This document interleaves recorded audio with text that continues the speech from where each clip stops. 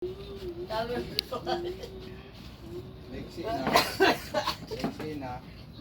Ganun na lang. Oo. Bakit mamawin mo sa ano? Puro lang. Wala na. Nalilihi ako sa nanay ko. Bagong ngayon lang ngayon. Karating lang ito ngayon nanay ko. Kumbaga magtaka kayo kung ano ito. Kung narito ko sa lamay. Nanay ko po itong patay.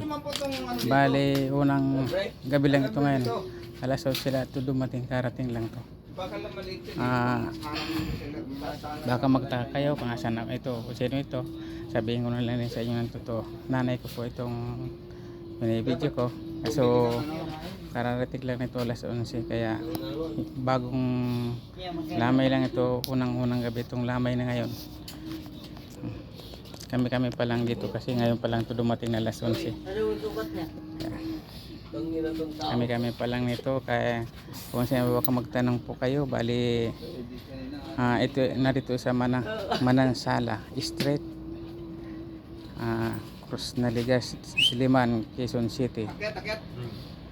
Ito po. Nanay ko po itong nakaborol.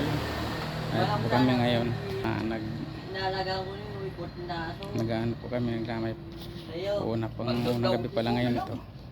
Bakit ako? Paog yan. Paog yan.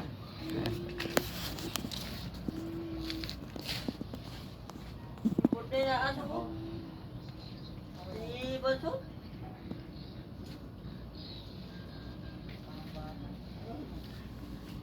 Unang gabi pa lang ito na lamay, kaya medyo kami pa lang dito mag-anak narito sa malapit. Wala pang tao dito, iba pang kamag-anak wala pa dito. Kami pa lang dito. Kung hanapin nyo ito, kung gusto nyo magpunta, narito ito sa Manansala Street, Cruz Naligas,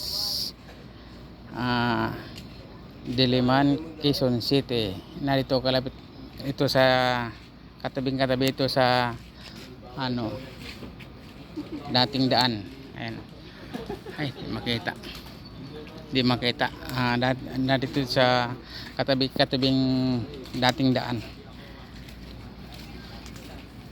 Kaya ngayon pa lang ito.